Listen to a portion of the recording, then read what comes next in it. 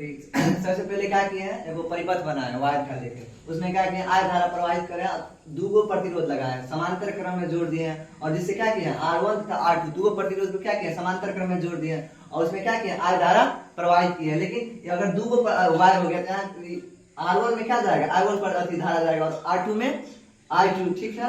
और दोनों में क्या किया एगो स्विच लगा दिए परिपथ में, क्या बैटरी लगाए हैं, और उससे क्या कर रहे हैं आय धारा प्रवाहित कर रहे हैं, जिससे क्या हो रहा है कि R1 के पास I1 धारा जा रहा है और R2 के पास I2, ठीक है।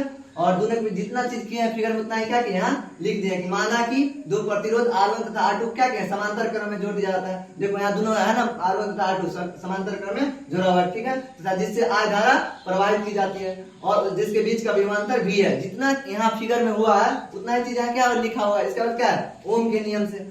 ओम के नियम क्या कहता है कि नियत ताप पर किसी चालक में प्रवाहित विद्युत धारा उसके विभवांतर के समानुपाती होता है, तो R directly proportional to V। और एक और होता है क्या ओम के नियम से V बराबर IR, ठीक है। और देखो यहाँ V बराबर IR है, तो यहाँ I का मान निकालेंगे तो देखो I R है इधर आ जाएगा, देखो यहाँ दिखा दिया कि V बराबर IR, तो R को इधर भेजेंगे तो क्या आ जाएगा I बराबर V बटे R, ठीक है। तो I बराबर क्या हो गया V बटे R, और धारा I1 के लिए क्या हो जाएगा V बटे R1, उसको क्या किया समीकरण फर्स्ट माने हैं, और धारा I2 के लिए क्या किया I2 बराबर V बटे R2, उसको समीकरण दूसरा माने हैं, ठीक है। समीकरण 1 एवं 2 को क्या किए हैं जोड़ने पर R1 जोड़ दिए तो क्या किए हैं पहला देखो समीकरण 1 में क्या है I1 बटे V बटे R1 और I2 बराबर V बटे R2, तो LHS को LHS के साथ I1 प्लस I2 और RHS को RHS के साथ तो V बटे R1 प्लस V बटे R2, ठीक है। और इसको क्या किए हैं अब एगो हमको पता है कि धारा, तो इसमें हम क्या किए थे बैटरी जो लगाया है तो उसमें आई है ना धारा प्रवाहित करें, लेकिन वो आगे चल के दूगो अथी बन रहा है प्रतिरोध लग रहा है, तो दोनों साइड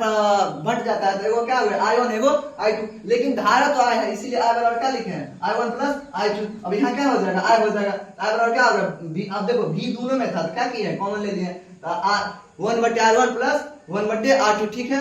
और तुल्य प्रतिरोध से क्या किए हैं I बराबर V बटे RP। अब क्यों, तो अब पता है हम लोग को कि धारा जो होता ना श्रेणी क्रम में क्या था कि मतलब V बराबर IR, मतलब विभवांतर और क्या था धारा गुने प्रतिरोध, लेकिन I बराबर क्या होगा विभवांतर बटे प्रतिरोध। देखो यहाँ इसीलिए, लेकिन P कहाँ है तो हमको समांतर क्रम में निकालना है, इसीलिए क्या लिए हैं I बराबर V बटे RP, ठीक है। और I का मान क्या किया समीकरण 3 में दिया, और I का मान समीकरण 3 में दिया है, तो I के जगह क्या हो जाएगा V बटे RP, ठीक है। और V देखो इसमें दोनों में क्या होता है V से भी क्या गया कट गया, ऊपर वाला से ऊपर वाला कट गया और बच गया कट 1 बटे RP बराबर 1 बटे R1 प्लस R2। और